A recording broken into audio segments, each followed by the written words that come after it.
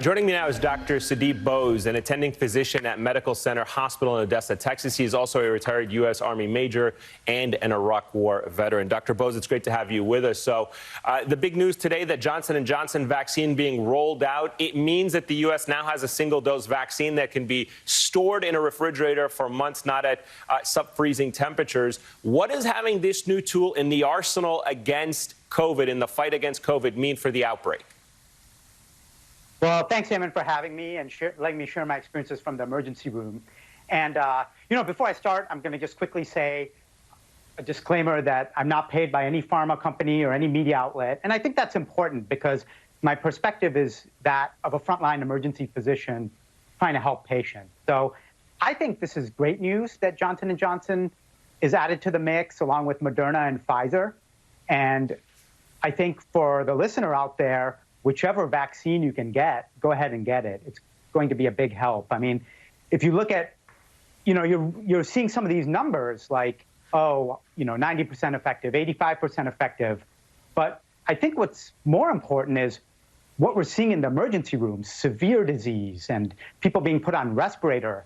And if you look at the data for all the vaccines so far, Moderna, Pfizer, Johnson & Johnson, even for the international listeners, Oxford, Sputnik, we're seeing 100% effectiveness against death and severe illness as of the last data I checked.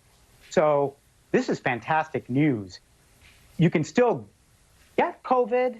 The particles after the vaccine can still go in your nose and you get COVID, but you probably won't get on a respirator or severely ill from it because your immune system is ready. That's fantastic. I appreciate you making that disclaimer. That's a very important disclaimer, and certainly thank you for doing so. Let's talk about for a moment the impact it would have on rural communities. We're always talking and concerned about the disparity in the distribution and access to it. Johnson & Johnson plans to deliver nearly 4 million doses this week. Another 16 million doses expected to be shipped out by the end of the month. What impact do you foresee this vaccine having on rural parts of the country? That's a great question, and we do see a lot of suffering in the rural community in all aspects of health. And, you mentioned my military background. I think this is a lot like triage or prioritizing.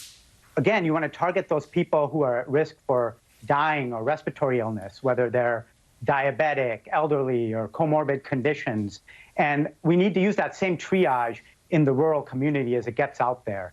And the other thing I'd like to do is just give a deep, deep thank you to all the people who are, doing everything they can to help people and get this out there in the rural communities and everywhere else. For every frontline provider, there's 15 plus people who are supporting them. Have you seen in recent days or weeks a decline in the numbers since you're on the front lines? How do you explain the plateauing of COVID numbers that we're seeing despite some of the increases in vaccination numbers? I have great news on this. I mean, we had to build up extra intensive care units and other areas to house patients, and now some of those areas we're shutting back down. So our severe illness hospitalization rate is actually less than it was before. So that being said, I'm optimistic, but we are hearing about all these variants, UK, South Africa, Brazil, California, but what's great about modern day technology is we can take that mRNA vaccine and pivot it and quickly address those. So what I see in the future of news cycles is we'll hear about new variants, then we'll hear about a pivot on the vaccine, and we'll get boosters, kind of like we do with the flu. And it'll become a part of our life, but a lot smaller part of our life. And we can go on, there's studies out there that say you can, there's one out of the UK where healthcare workers got it, and even asymptomatic spread was less. So that implies that you're not spreading it after you get the vaccine as much. So I'm optimistic for this data to come out and getting back to hopefully what we were used to, a normal life. Hopefully so. Dr. Sudip Bose, thank you so much for your time and your insights. Greatly appreciate it.